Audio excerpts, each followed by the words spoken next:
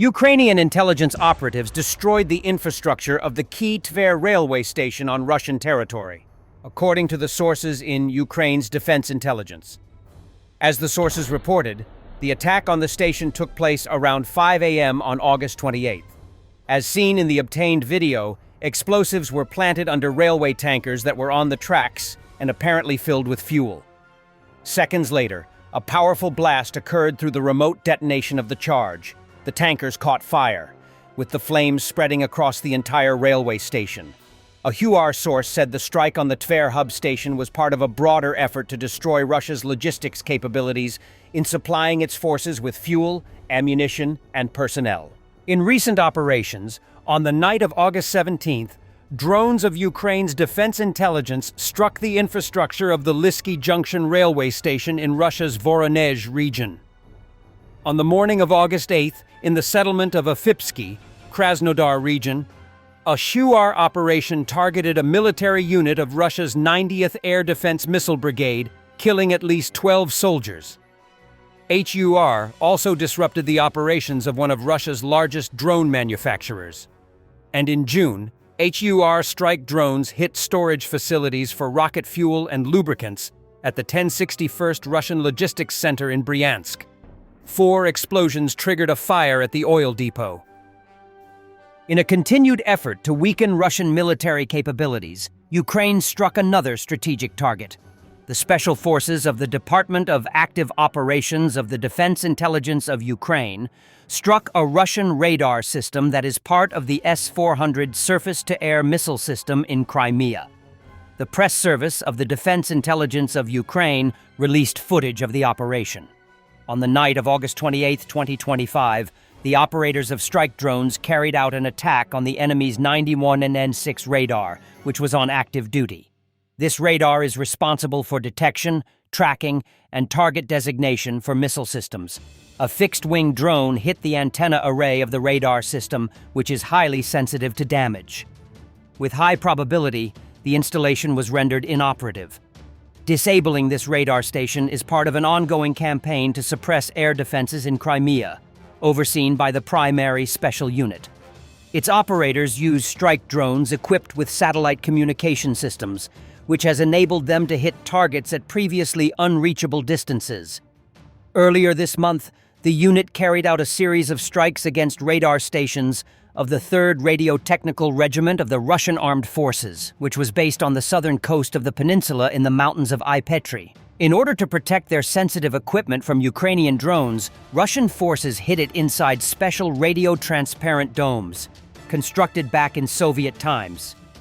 However, the operators still managed to strike the Nebo SVU, Podlet K1, and the rare 98L6 Yenisei radars. Initially misidentified, the 98L6 Yenisei radar turned out to be a cutting-edge Russian radar developed specifically for the next-generation S-500 surface-to-air missile system. The main aim of these strikes is to create blind corridors in the field of vision of Russian radars over the occupied peninsula, allowing Ukrainian long-range drones to operate. Thanks to this, just over the past month, the Defense Intelligence of Ukraine and the Security Service of Ukraine have carried out a series of raids during which up to 6 fighter jets were struck at the Saki Air Base. In addition, earlier at the Kirovsky Military Air Base, Mi-8 and Mi-26 transport helicopters, as well as a Mi-28 attack helicopter, were hit, a fact later confirmed by satellite imagery.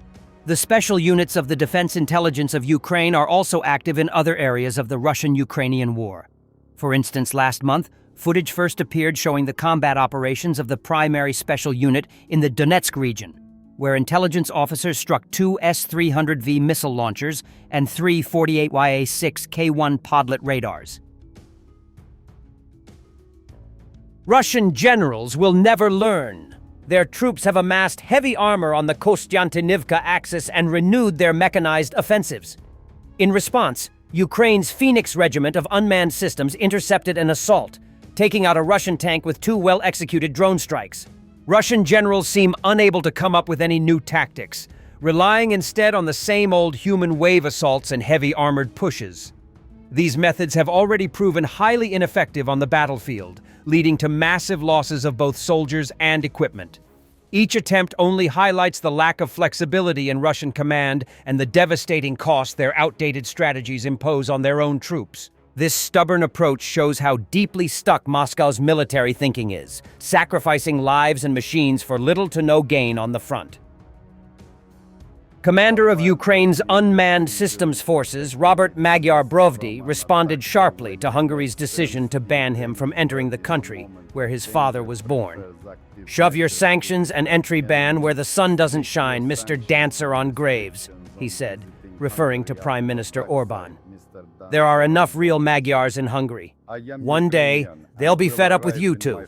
A wild bird mimics injury, protecting its nest from an attacker when it makes sense. The Ukrainian bird, in a moment of danger, prefers active measures to repel the enemy. Stick your sanctions and restrictions on visiting Hungary up your backside, Mr. Dancer on Bones.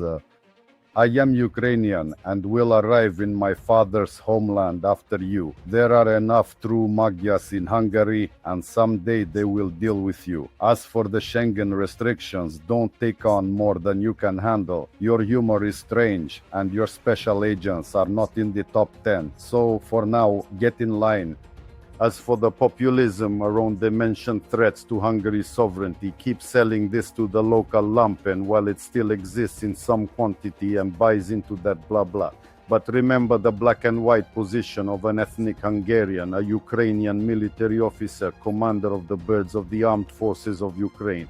By advocating for friendship, you are not defending the sovereignty of Hungary, but rather your own dirty pockets filled with sanctioned cheap raw materials. By purchasing them, you are complicit in multiplying blood money that returns as missiles and drones to peaceful cities in Ukraine.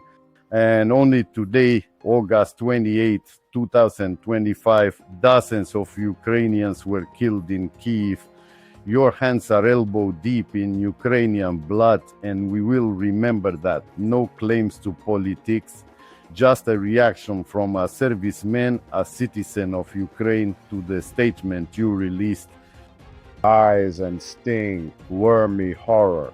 Therefore, we make the decision to ban the commander of the military unit responsible for the recent extremely serious attacks on the Friendship oil pipeline from Hungary and the entire Schengen area. This Ukrainian citizen in the coming years cannot enter either Hungary or the Schengen area, and in the future we will naturally protect our national interests. We will protect the security of our energy supply. We will protect our sovereignty, and to everyone who is against our energy security, our sovereignty, launches attacks against the EU, they must expect that there will be consequences. This is the case now as well. Therefore, we are banning the commander of the Ukrainian military unit that carried out the extremely serious attack against the Friendship oil pipeline from Hungary and the Schengen area. More evidence of money being short in the Russian military-industrial complex. A resident of Russia's Kaluga made a video appeal to the Ukrainian army asking to hit the Typhoon military plant. The plant specializes in the development and production of radio-electronic equipment, including communication systems, radar equipment, and electronic intelligence devices. It also manufactures components for aircraft, missile launchers, and air defense systems. Хохлы, въебите по военному заводу «Тайфун» в Калуге, пожалуйста. Зарплату не платят уже второй месяц. Are strikes on refineries changing Putin's mind? Turkish Foreign Minister Hakan Fidan revealed that Russia no longer insists on controlling all 4 annexed Ukrainian regions. Instead, Moscow is now seeking to hold the current front line in Zaporizhzhia and retain 25 to 30% of Donetsk. Fidan also confirmed that strategic adjustments are underway, and any territorial loss could be balanced through international security guarantees. One of these things is very definitely not like the other. Equivalence of this sort isn't just false, it's contemptible. Thanks a lot, Carolyn. 2 questions on 2 separate issues. First of all, the drone and missile strikes that took place overnight in Ukraine. General Keith Kellogg, the president's special envoy, has described these attacks as egregious. Do you agree with that description, and do you view President Putin as an impediment to getting peace between these two countries? Well, it's not about if I agree, it's about what the president thinks, and I know what the president thinks because I talked to him about this. He was not happy about this news, but he was also not surprised. These are two countries that have been at war for a very long time. Russia launched this attack on Kyiv, and likewise, Ukraine recently dealt a blow to Russia's oil refineries. They have taken out, as a matter of fact, 20% of Russia's oil refinery capacity over the course of their attacks throughout the month of August. So the president is continuing to watch this intently, and this killing, unfortunately, will continue as long as the war continues, which is why the president wants it to end. And that's why he's worked harder than anyone to end this war, which would have never started if he were president. But perhaps both sides of this war are not ready to end it themselves. The president wants it to end, but the leaders of these two countries need it to end and want it to end, must want it to end as well. And I think the president will make some additional statements on this later. Thanks for watching, and don't forget to subscribe. Also, if you want to support Warthog Defense, please become our member and get early access to new videos, exclusive members-only videos, and become administrator in comments section.